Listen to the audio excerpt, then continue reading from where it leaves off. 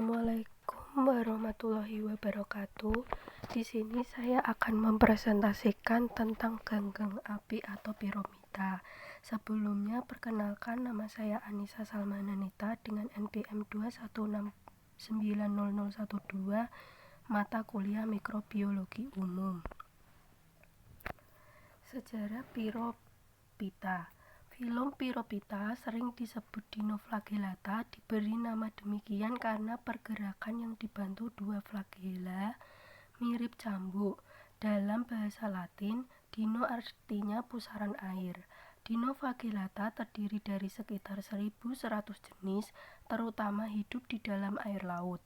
Meskipun beberapa jenis hidup di air tawar, Dinoflagellata merupakan ganggang uniseluler yang motil, dengan ciri utama terdapat celah dan alur di sebelah luar pembungkus yang melingkupi dinding sel.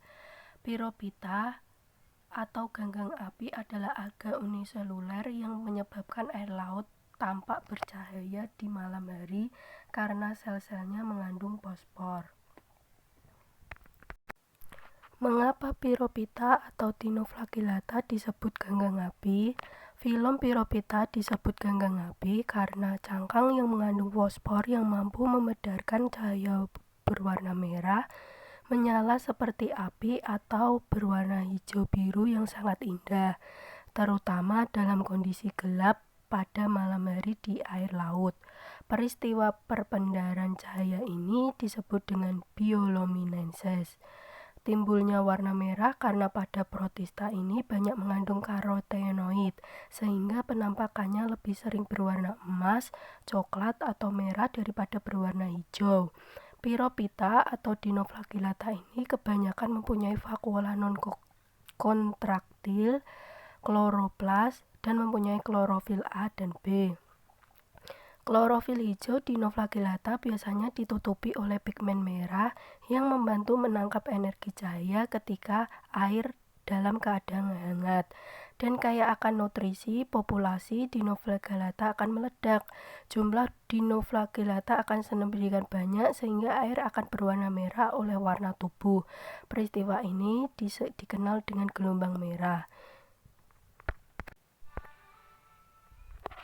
Klasifikasi dan taksonomi piromida.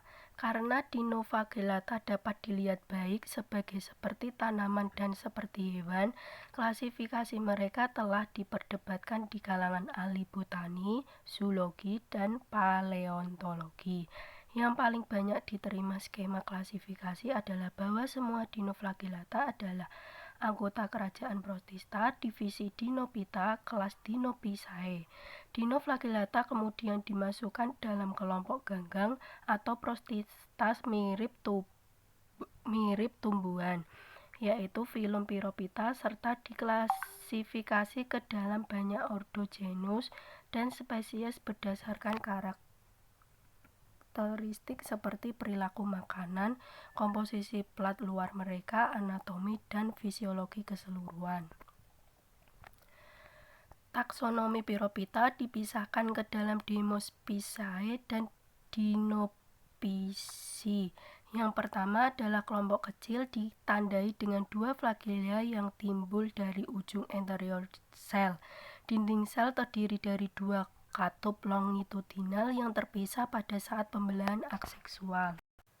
Mayoritas spesies Dinoflagellata planktonik membentuk Dinophysae dan mayoritas dari mereka adalah T-shed. Dalam semua dari mereka, sel dibagi menjadi anterior dan setengah posterior oleh alur melintang dikenal sebagai korset atau cingulum.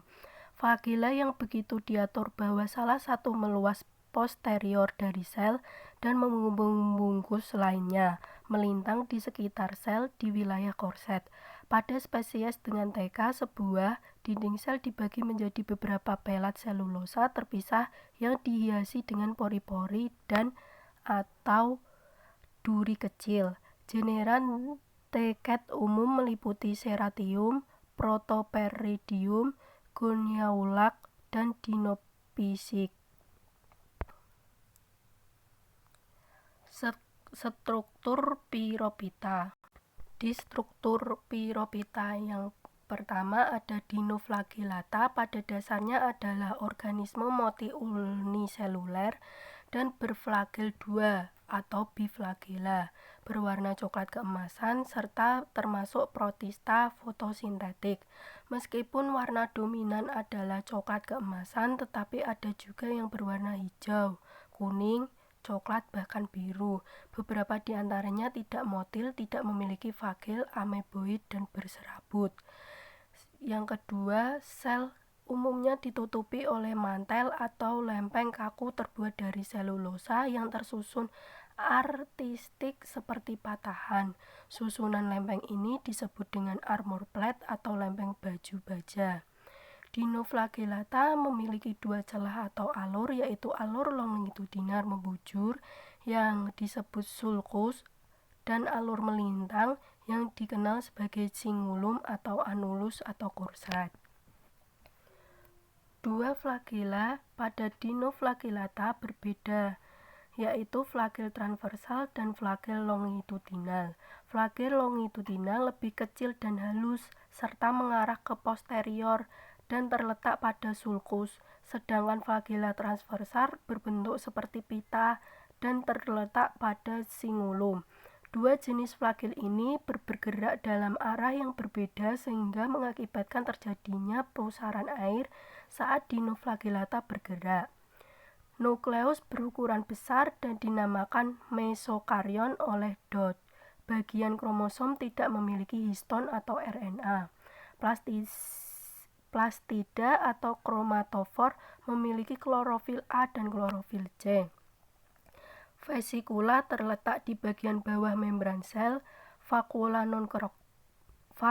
non-kontraktil yang disebut pusul terletak di dekat dasar flagella. Pusul ini berguna untuk mengapung di permukaan air dan osmoregulasi. Pada Dinoflagellata tidak ditemukan vakuola kontraktil. Metabolisme Piropita, yaitu yang